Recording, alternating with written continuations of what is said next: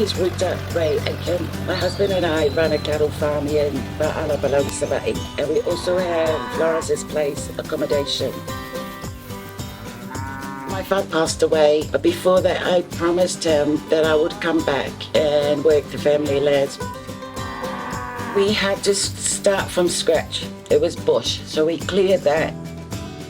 Over the 2-year period, we did all the fencing on 160 acres of it, and slowly introduced the cattle.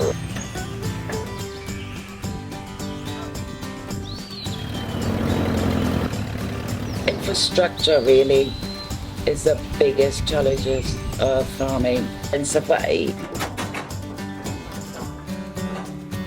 We didn't have electricity at the farm and town supply water, so we had to improvise, and that's where SAFPROM was really great. They came along and they offered us water tanks.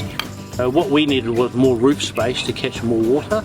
They gave us timber, iron and all the building materials. We also applied for a larger water tank. As the herd grew, we got all that through SAFPROM. We installed it all and it works perfectly. We have a gravity fed system and it makes the farm flow a lot smoother.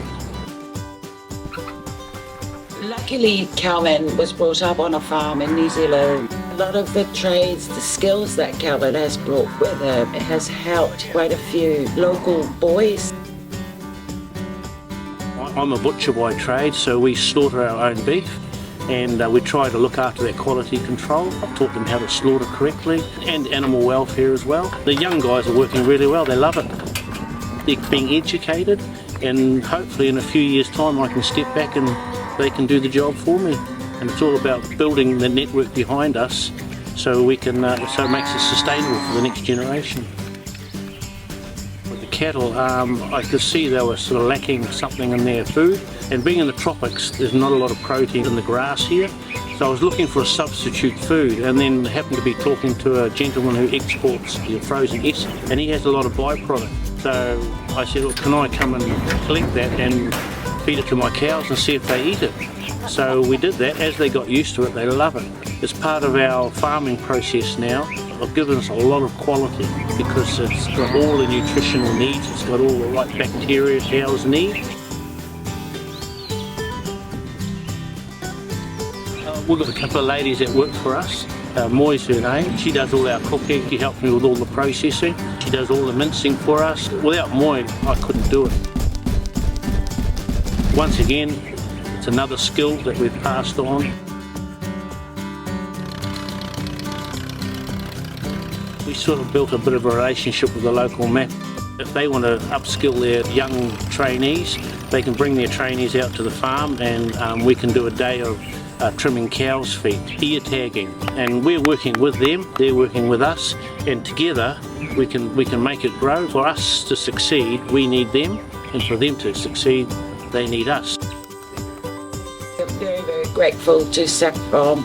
We were able to acquire tin for the shed to keep our equipment dry, and that will last longer. And then we built a kitchen house for us to use firewood for our cooking for the market. Our main place where we sell them is the Salonga market.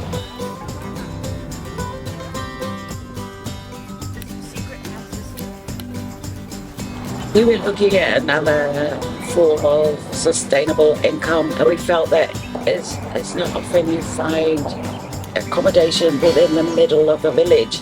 So in order for people to enjoy the village, Florence's place is the place because it's friendly and it's big and it's very relaxing. We also use our meat, beef, chicken and vegetables for our guests. The food is tasty and organic. It's quite good for everyone to enjoy Samoa life, not only in the village but in the farm, and they see where their food comes from, straight from the farm to the table.